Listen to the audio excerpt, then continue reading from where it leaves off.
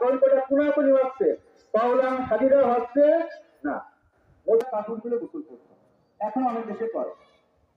কিন্তু এই জন্য লোকেরা বলাবলি করে ইশারায় আর কি। তিনি মনে করলেন যে আজকে কোনো লোকজন নাই, আমি বুঝার অঙ্গ ছোট বড় তার দোষ তোর সঙ্গে আলোচনা করতেছিল। মুক্ত করবেন মানে কি, ওইগুলোকে ভুল ত্রুটি হলে আল্লাহ শুদ্ধ করে কবুল করে নেবেন। আল্লাহ কি বলছেন, ওয়ালাকাদ কাররামনা বানি আদম, আমি বনি আদম ইয়া আল্লাযিনা আমানু কুলু কাওলান সাদিদা, হে মুসলমান হে ইমানদার, তোমরা তিনটা কথা বলছেন, আল্লাহ, আল্লাহ রাসূল এবং হাদিস কোরআন থেকে যারা মানুষকে আদেশ দেয়।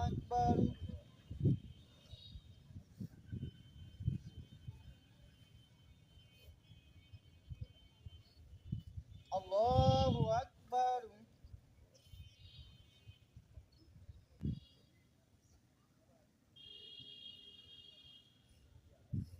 আল্লাহু আকবার।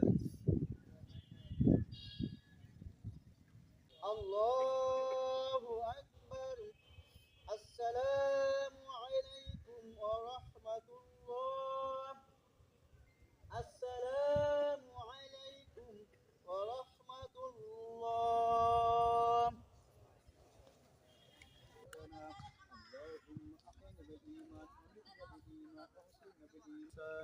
اللهم من أحييته منك أحيا الإسلام كذلك مولا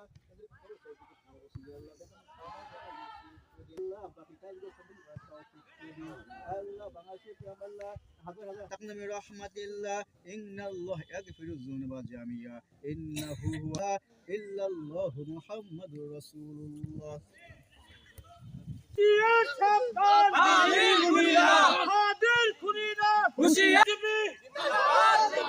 তুমি কে আমি কে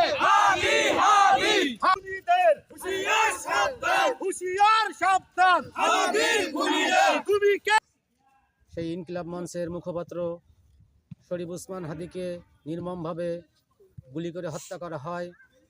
তার প্রথম চিকিৎসা ঢাকা মেডিকেল কলেজ হাসপাতালে চিকিৎসাধীন অবস্থায় সিঙ্গাপুর নিয়ে যায়। সিঙ্গাপুর নিয়ে যাওয়ার পরে সেখান থেকে সে শেষ নিঃশ্বাস ত্যাগ করেন। তার উসমান হাদির উপলক্ষে আমরা আজ 10 নং ভদ্রবিলা ইউনিয়নবাসীর পক্ষ থেকে গাইবি জানাজার নামাজের অনুষ্ঠান করেছি। তার গাইবি জানাজার নামাজের শেষে আমরা বিক্ষোভ মিছিল ও তার রুহের মাগফিরাত কামনার জন্য দোয়া করেছি এবং তার খুনিদের অতি সত্ত্বে শাস্তির দাবিতে ও ফাঁসির দাবিতে আমরা বিক্ষোভ মিছিল বের করব ইনশাআল্লাহ। তারই নেতৃত্বে আজকে ইনকিলাব মঞ্চের জন্ম হয়। তারই সুবাদে আজকে বাংলাদেশের মানুষ মুক্তির পথ, আলোর পথ খুঁজে পায়। আমরা সবাইকে উদাত্ত আহ্বান রাখব, আপনারা আগামীতে আমাদের হাদি ভাইয়ের জন্য দোয়া রাখবেন। তার বিদায় আত্মার জন্য আমরা নড়াইলবাসী দোয়া রাখি।